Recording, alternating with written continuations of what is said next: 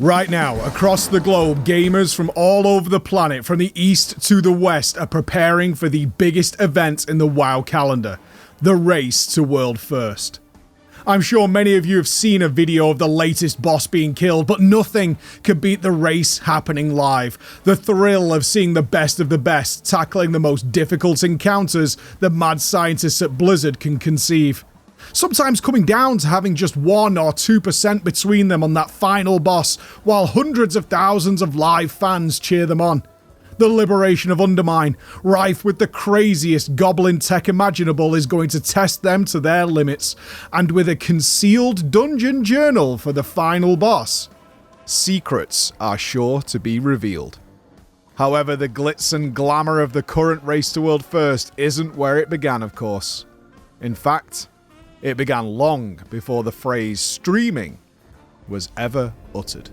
My name is Preach, and I've been a part of the Race to World First since it began, and I am going to take you on a journey of how killing raid bosses became one of the most watched live gaming events in the world.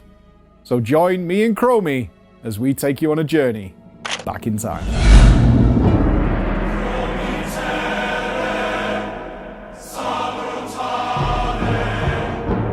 2004, WoW has taken the world by storm. Millions of long-time and first-time MMO players are signing up, and yes, back then, the race existed. Beginning with Realm First, we just had no idea what was going on inside those dungeons.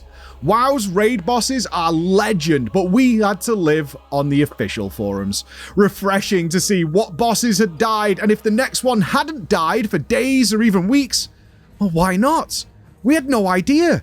Raiders wouldn't share any info publicly. In fact, they had an unwritten rule not to show the video of the World First until at least 3 guilds had downed it, and because of that, we missed some incredible moments that would have changed the landscape of raiding as a whole. When Naxxramas scorched the skies, guilds didn't even know which wing to start with or where other guilds had started. Which bosses are easier than the other ones? As the raiders spread out, it wasn't until US Death and Taxes released a snippet of Sapphiron forming for the first time that we knew they were in the lead. Ultimately, it was Nihilum who downed Kel'Thuzad first, and for the first time, hundreds of players from across the world made characters on their realm to celebrate in their victory. Illidan Stormrage forewarned us of our lack of preparation. Nihilum were in fact prepared. Gruul, Kael'thas, Archimonde, Magtheridon, even Illidan himself. Nihilum claimed them all. As Nihilum continued their raid domination throughout TBC, it turned out their Lady Vash kill was actually bugged. Something we wouldn't know about for months as they kept it secret. In fact, it was an unknown guild at the time called Method, led by a wee young Scottish boy who claimed the first kill to 0%. With offline play, strategies and bugs were completely unknown until the video would come out much later.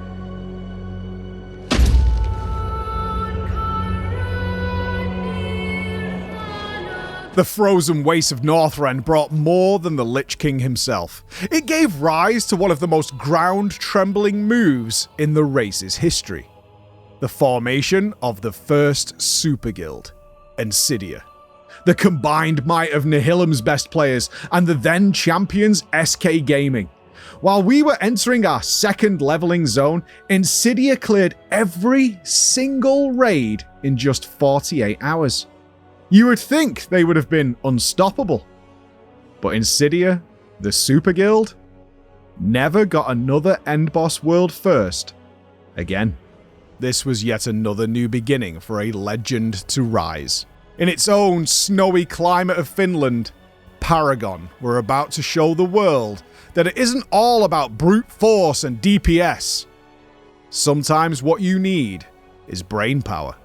Who knows what could have been if the revelation of their Alakir strategy, in which they held a huge portion of the raid on a distant platform to outplay the boss's damage, or that they discovered they could ignore the vile spirits on the Lich King, a strategy Blizzard hadn't even considered, was seen by everyone as it was developed. The shock of what they had devised reverberated throughout the community.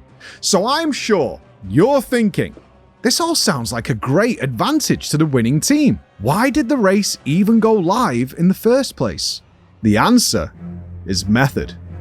After a bug denied them world first all those years ago, they got better. They got hungrier. Method came out of the gates in a hail of cannon fire. The will of the Emperor, the Shah of Fear, all theirs. Hot on their heels were North American Guild Blood Legion, biting away at their lead, sneaking out the Empress Shexia world first from them, but the unforgettable Lei Shen and Garrosh Hellscream himself. That was Method who brought them low. But it didn't stop there. Take a look at what they did next.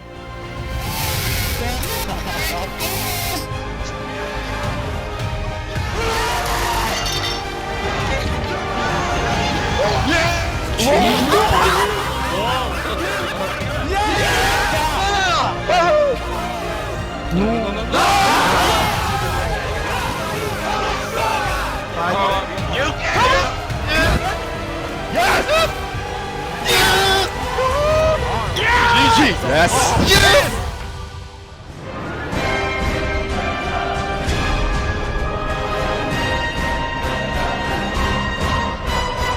Over the next few expansions, Method became the King of Kings. They lost only 4 out of the 13 raid tiers and seemed almost invincible. The timing of this moment just seemed right. The race to world first needed to be taken to the next level. At the same time, the landscape of gaming had changed. Streaming games was now commonplace, and some guilds had begun leaking their world third or second kills early. And so the race to world first event was born. What a risk this was. Method were going to stream everything, every pull, every strategy, every communication live, and the big question was, if everyone else knows what to do immediately, would their grasp on the championship slip away and kill the whole concept of the race to world first at the first hurdle? From a basement in London, armed with a skeleton crew of only 3 on-site players and a handful of untested casters, they set about their task. And from a progress standpoint, it didn't go well. Method only picked up 1 world first kill on the way to the Big Bug Gahoon. Why's that? Well, another guild, as always, saw an opportunity. They knew they had the skill. So what if they gave the race the time and effort needed to compete? Led by an ambitious American raid leader named Maximum, the guild Limit played their hearts out and actually reached the final boss first. As expected, Gahoon was no pushover, and through attrition and strategic choices, live, in front of hundreds of thousands of people, Method did this.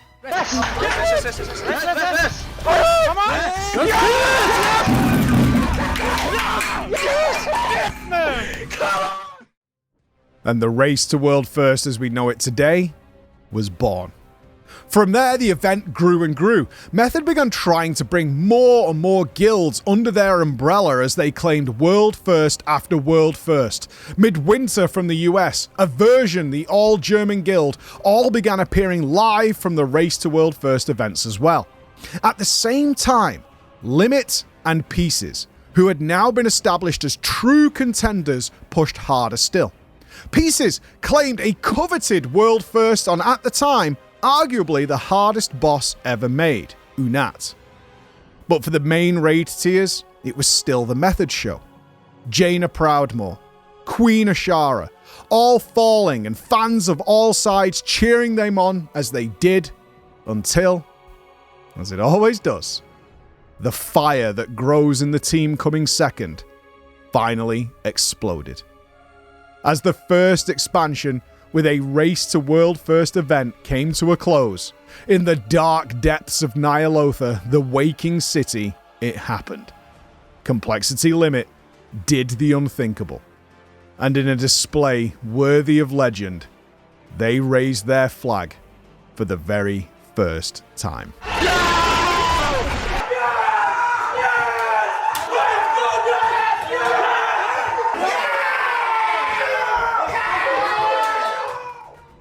Ever since that moment in September 2018, the race to World First has grown into the biggest and most gripping spectacle on the WoW calendar. We've seen one man alone solo down Anduin Rin for his team. Come on. Oh my God! Yes, God! Let's go! A guild reduce its healer count to well below intended to beat a DPS check that seemed impossible.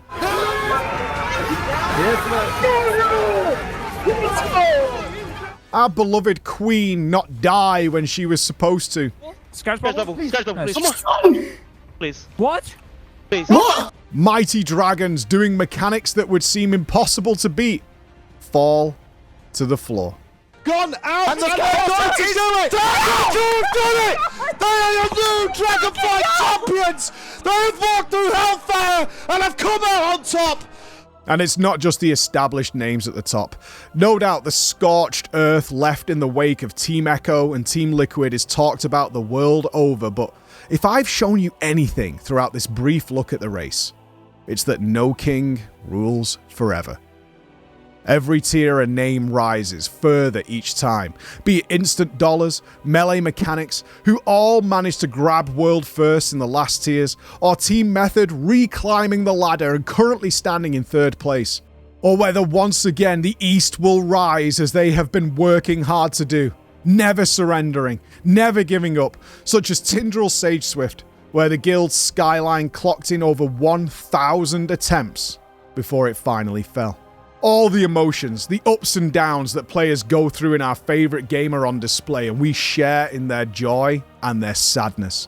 But we also share in their memes. Whether Young Dip hits a skip, or a mid-tier giant crab, which should die in an hour to these guilds, becomes a real, true nightmare.